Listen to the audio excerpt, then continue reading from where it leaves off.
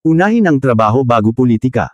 Ayon kay Mayor Arth June Marasigan. Bago tayo magpatuloy, huwag kalimutan mag-follow, mag-like, at i-share iyong aming Facebook page. At huwag din kalimutan mag-subscribe sa aming YouTube channel, ang Serbisyo Balita Live Online. Maraming salamat po. Uunahin na muna ang trabaho bago politika.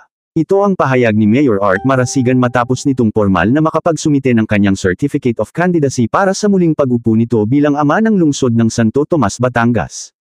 Hindi man engrandi ang isinagawang paghahain ng COC ng buong kasama sa partido ni Mayor Marasigan, ay dinagsa pa din ito ng napakaraming mga supporters upang makiisa sa nasabing aktibidad, at bumati sa kanilang alkalde. Ayon naman sa karamihan sa mga sumalubong na supporters, umaasa sila at naniniwalang mananatiling alkalde ng kanilang lungsod si Marasigan.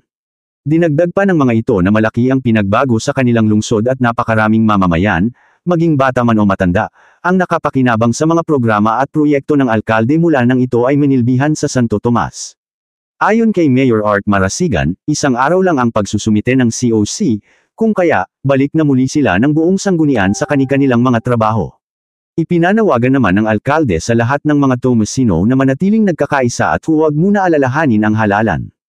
Idinagdag pa niya na ang mahalaga sa bawat isa ay pagbutihin ang kanilang mga hanap buhay, para na din sa ikauunlad ng kani-kanilang pamilya. Samantalang, sumabay na din si Kapitan Proceso Mendoza ng Barangay Santa Elena sa pagsumite ng kanyang COC, bilang kapartido ni Mayor Marasigan. Ayon sa kanya, ikanalulugod niyang mapabilang sa line-up ng alkalde, at sisikapin itong makatulong sa buong team para sa ikakatagumpay nilang lahat sa darating na 2025 national and local elections. Ian Almario po, AI reporter ng Serbisyo Balita, nag-uulat para sa DZSB, ang himpilan ng katotohanan at paglilingkod.